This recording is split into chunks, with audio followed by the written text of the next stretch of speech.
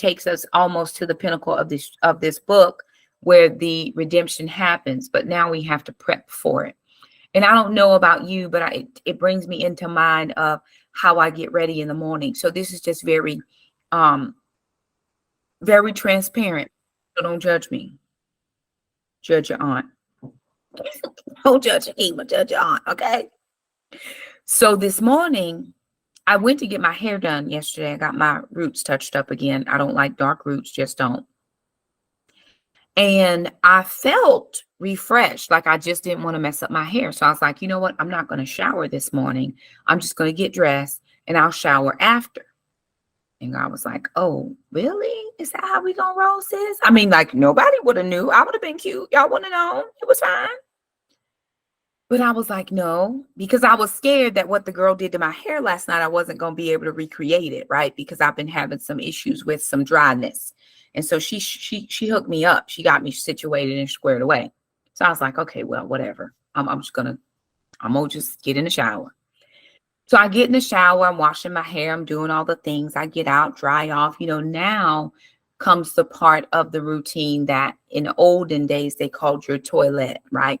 So now I'm doing the lotion and the smelly goods, and I'm putting on the makeup, and I'm making sure that the jewelry is just right and the lips aren't running and all of the things. And it made me go back to think about as Ruth began her toilet to go and present herself to Boaz, what that whole thought process was. Here I am thinking these ladies won't know whether I have showered or not.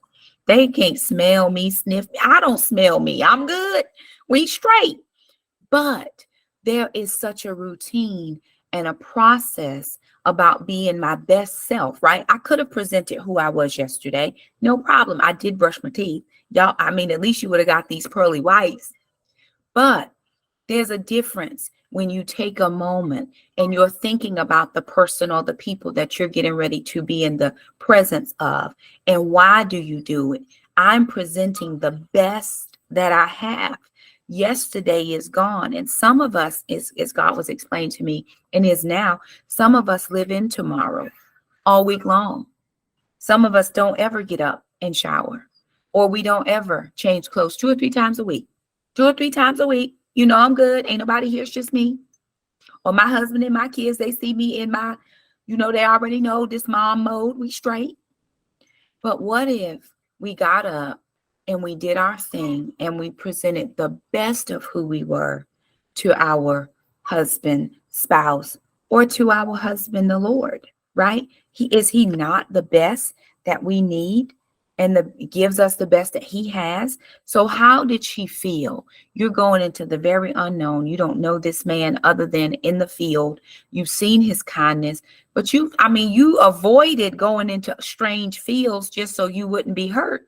You don't know if going to the threshing floor with this man in the nighttime when ain't nobody there but you, the man in the wheat, if he gonna be feeling a little frisky and forget himself. He has been drinking wine and being married. You don't know if he gonna forget himself and find a desirable woman. You don't know.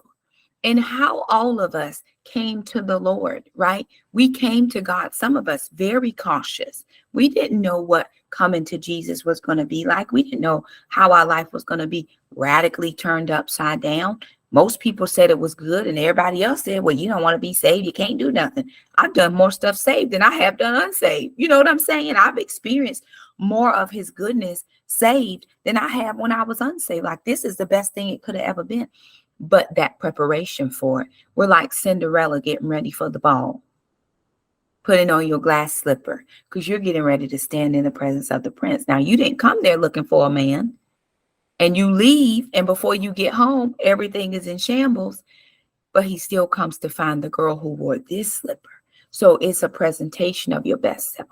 So as I was thinking about it and getting myself ready this morning, so as I continue to just get myself together, I really gave a hard thought to what it must have been like.